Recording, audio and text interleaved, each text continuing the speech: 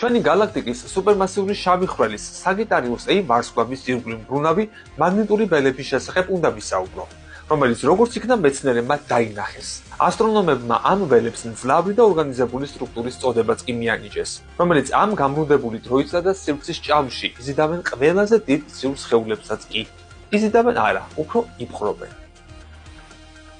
ჩვენ ახლა ვხედავთ, რომ ისინი ძლიერი, მბრუნავი და ორგანიზებული მაგნიტური ველებია, შავ ხვრელთან ახლოს, ირმის ნახტომის galaktikis ცენტრში.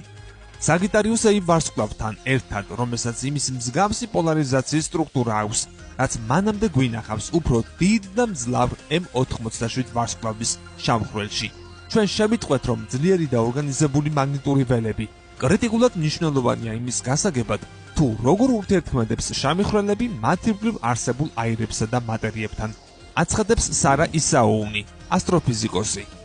თუმცა, შავი ხვრელებისთვის ფოტოების გადაღება სულაც არ არის მარტივი საქმე.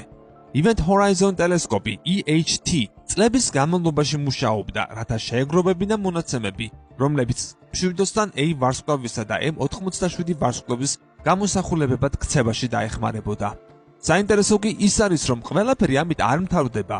შემდგომი ნაბიჯი მონაცემების იმგვარად ინტერპრეტირებაა, რომ უკეთ განსაზღვრონ, როგორ მუშაობს სუპერმასიური შავი ხვრელების სისტემა. ამისთვის ერთ-ერთი გზა სინათლეზე დაკვირვებაა. სწორედ სინათლის სპექტრის პოლარიზაციის წაკითხვა გამოამჟღავნებს მაგნიტური ველების ხაზების ძალასა და ორიენტაციას. პოლარიზებული სინათლე მოგცემს უფრო მეტ ინფორმაციას ასტროფიზიკაზე, აირების მახასიათებლებსა და მექანიზმზე, რომლითაც შავი ხვრელი იკვებება. Sagittarius A ვარსკვლავი დაახლოებით 4.3 მილიონჯერ აღემატება მზის მასას და სულაც არ არის ძალიან აქტიური, როცა M87 ვარსკვლავს 6.5 მილიარდი მზის მასა აქვს და საკმაოდ აქტიურია. რეალურად კოსმოსში ამ განსხვავებული დინამიკების ნახვა სულაც არ არის გასაკვირი, რასაც ვერ ვიტყოდით მათ საოცარ მსგავსებაზე.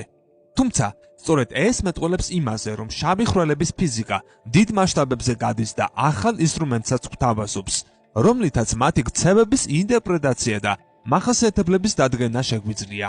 რადგან ორივე მიგვითითებს ძლიერ მაგნიტურ ველებზე, შეგვიძლია ვივარაუდოთ, რომ ეს უნივერსალურია და ამგვარია სისტემების ფუნდამენტური მახასიათებელიც კი. ჩვენ უბრალოდ ვაპირებთ მათზე დაკვირვება გავაგრძელოთ.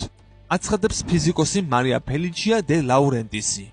ამასობაში კი საშიში სტრუქტურების მკვლევარმა ასტრონომებმა ყველაზე მშიერი შავი ხვრელი აღმოაჩინეს. ახლად აღმოჩენილ სუპერმასიურ შავ ხვრელთან მადაზე ვერავინ და ვერაფერი დაიწუწუნებს.